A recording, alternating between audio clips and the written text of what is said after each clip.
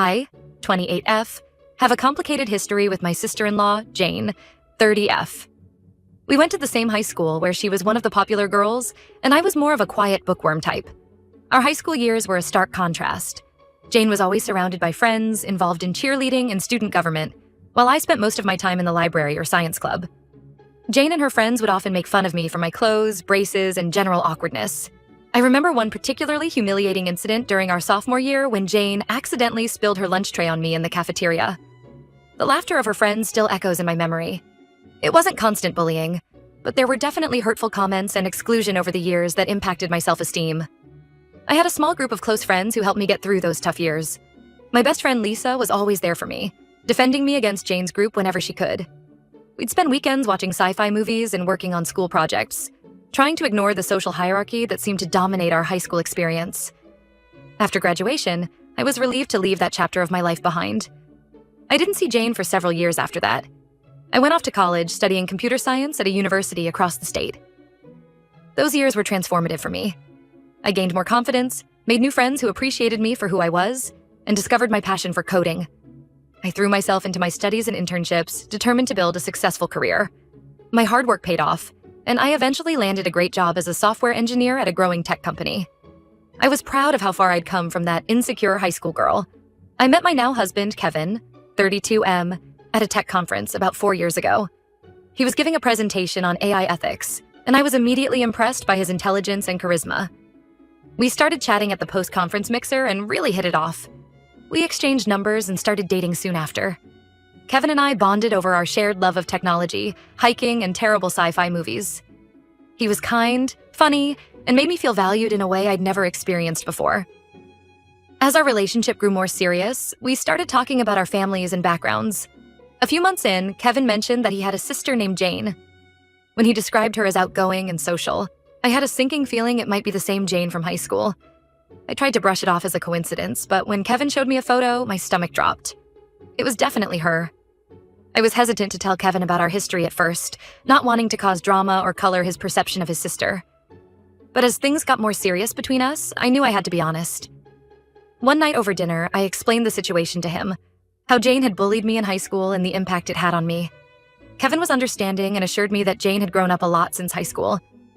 He said she'd had some humbling experiences in college that made her reevaluate how she treated people. While I appreciated his perspective, I couldn't help but feel anxious about potentially having Jane in my life again. The first time I saw Jane again was at a family dinner at Kevin's parents' house about a year into our relationship. My palms were sweating as we walked up to the door. When Jane opened it, I saw the flash of recognition in her eyes. It was pretty awkward at first. I could tell Jane was uncomfortable too. We were polite but distant with each other throughout dinner. Over the next couple years, Jane and I maintained a cordial but cool relationship. We'd make small talk at family gatherings, but never really connected or became friends. Kevin encouraged us to try to move past the high school stuff, but I just couldn't fully let my guard down around her. There was always that lingering memory of how she'd treated me.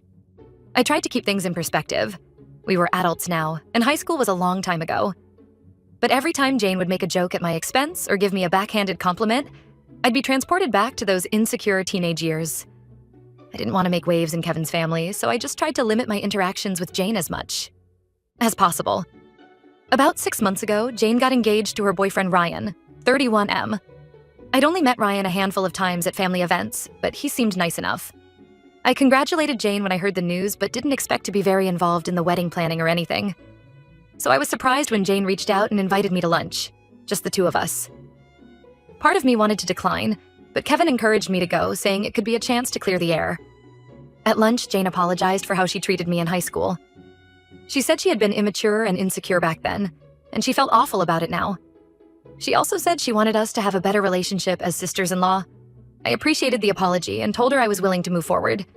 Jane then invited me to join her bachelorette trip to Greece with some of her friends. I was hesitant at first, but she seemed sincere about wanting to bond. She talked about how it would be a great opportunity for us to get to know each other better as adults. Against my better judgment, I agreed to go, thinking it could be a chance for us to start fresh. For the next few months, Jane and I texted occasionally about trip planning. She'd send me links to restaurants she wanted to try or excursions she was considering. She never mentioned anything about costs or expectations for who would pay for what. I assumed we'd each be covering our own expenses, as is typically the case for these types of trips. The day we were supposed to leave for the trip, I met Jane and her friends at the airport. As we were going through security, Jane casually mentioned that she hoped my credit cards worked internationally since I'd be covering all the expenses for the trip. I was shocked and asked what she meant. Jane then informed me that she had assumed I would be paying for everything: flights, hotels, meals, activities, for her entire group of 6 friends. She said she picked an expensive destination because she knew I could afford it with my fancy tech job. I was completely blindsided by this. We had never discussed anything like that. I told Jane there was no way I could pay for an entire luxury vacation for 7 people. She got upset and said I was being stingy and ruining her bachelorette trip. Her friends were awkwardly standing there as we argued. Jane said things like, "Come on, we all know you make way more money than any of us. Stop being so selfish." I was hurt and angry that Jane would put me in this position. It brought back all those feelings of being manipulated and taken advantage of in high school. I ended up telling Jane I wouldn't be going on the trip and left the airport. When I got home, I told Kevin what happened. He was furious with Jane for putting me in that position. He called his parents to let them know what Jane had done. They were also very upset with her behavior. Jane has been blowing up my phone, accusing me of ruining her bachelorette trip and embarrassing her in front of her friends. She's saying I'm selfish and a bad sister-in-law. Some of her messages have even referenced our high school history, saying things like, "I guess you're still the same jealous loser you always were." Kevin's parents told Jane that her behavior was unacceptable and that she needs to apologize to me. But so far, she's shown no signs of remorse. Instead, she seems to be doubling down and trying to paint herself as the victim. I feel bad that the trip got ruined, but I don't think I did anything wrong by refusing to bankroll an entire vacation I never agreed to pay for. Kevin is fully supporting me, but Jane is making me out to be the villain to other family members and mutual acquaintances. This whole situation has brought up a lot of old insecurities for me. Part of me feels like I'm back in high school, being bullied and excluded by Jane and her friends. But another part of me is proud that I stood up for myself and didn't let her take advantage of me.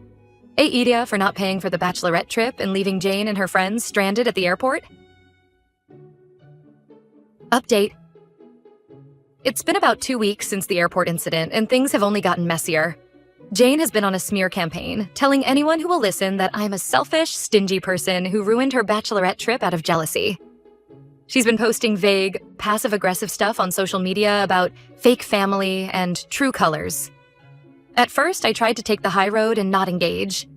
I didn't want to stoop to her level or get drawn into a public drama. But then people started reaching out to me asking what happened, so I decided to tell my side of the story.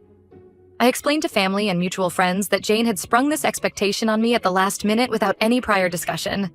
Most people have been understanding and agree that Jane was out of line.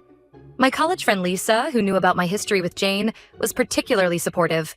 She reminded me of how far I've come since high school and encouraged me not to let Jane's antics get to me. Kevin's parents are still firmly on our side. They told Jane that if she doesn't stop badmouthing me, they won't be contributing financially to her wedding. This was a big deal because they had originally offered to pay for a significant portion of the wedding expenses. Jane threw a fit about this, saying they were choosing me over her. She accused them of playing favorites just because I have a good job. The situation has caused a lot of tension in Kevin's family.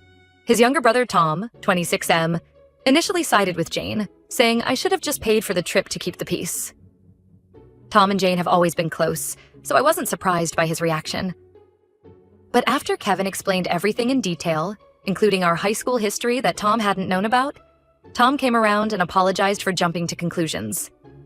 Jane's fiancé Ryan has been oddly quiet throughout all of this. Kevin tried reaching out to him to smooth things over, but Ryan was pretty cold and dismissive.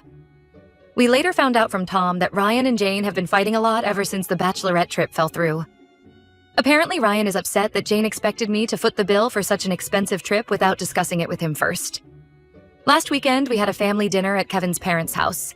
It was supposed to be a chance for everyone to clear the air and move forward. Jane and Ryan were supposed to come but backed out at the last minute. Kevin's mom told us that Jane is now demanding that they increase their contribution to the wedding budget to make up for the embarrassment of the canceled bachelorette trip. They refused, which led to another big argument. I'm starting to worry that this whole situation is going to permanently damage my relationship with Kevin's family. His parents and Tom have been great, but some of the extended family members seem to be buying into Jane's version of events. At a recent family gathering, I overheard Kevin's aunt making comments about how I should have been more generous given my lavish lifestyle. It hurt to hear that, especially since Kevin and I live quite modestly despite my good salary. Kevin assures me that anyone who really knows Jane will see through her lies. but it still stresses me out. I've always been anxious about fitting in with his family, given my introverted nature and the age gap between Kevin and me.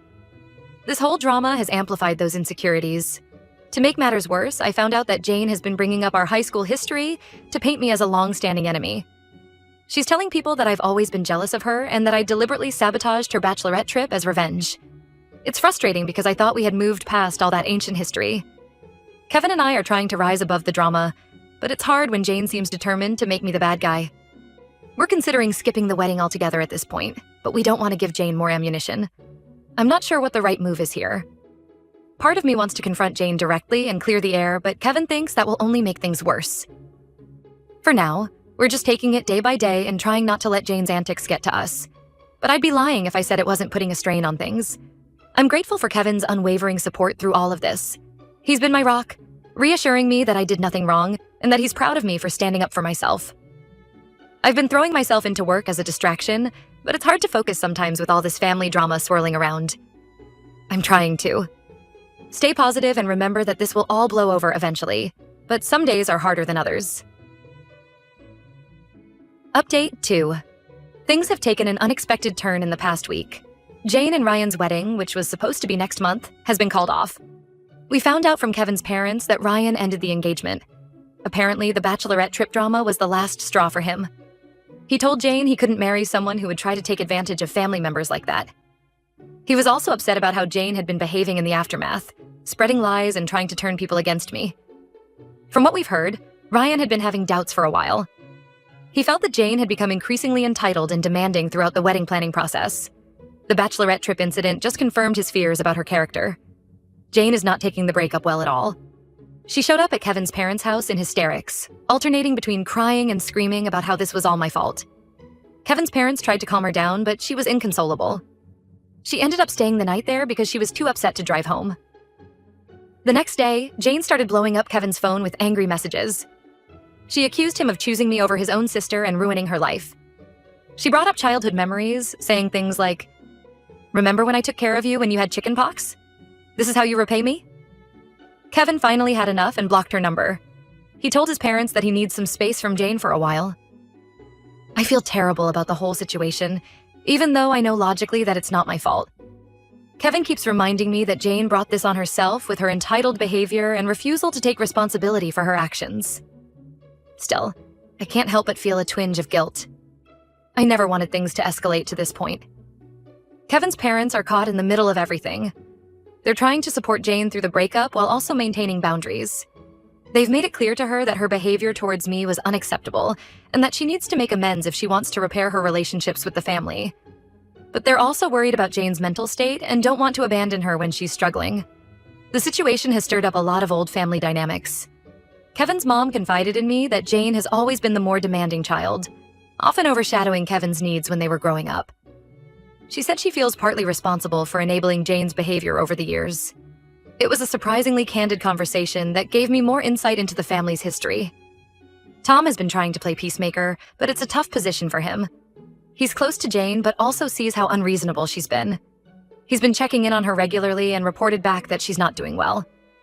Apparently, she's talking about quitting her job and moving back home, which has Kevin's parents worried. As for me, I'm struggling with mixed emotions. On one hand, I feel vindicated that the truth about Jane's behavior has come to light. On the other hand, I never wanted to be the cause of such upheaval in Kevin's family. I'm trying to be supportive of Kevin as he navigates this difficult situation with his sister, but it's challenging when I'm at the center of the conflict. Kevin and I have been having long talks about family, boundaries, and how we want to handle these kinds of situations in the future. It's brought us closer in some ways, but it's also been a stressful test of our relationship. We're both committed to getting through this together, but it hasn't been easy. For now, we're keeping our distance and trying to let things settle down. I'm hoping that this will be a wake-up call for Jane and that maybe she'll do some self-reflection. But given her track record, I'm not holding my breath. We'll just have to wait and see how things unfold from here. In the meantime, I'm trying to focus on the positive aspects of my life.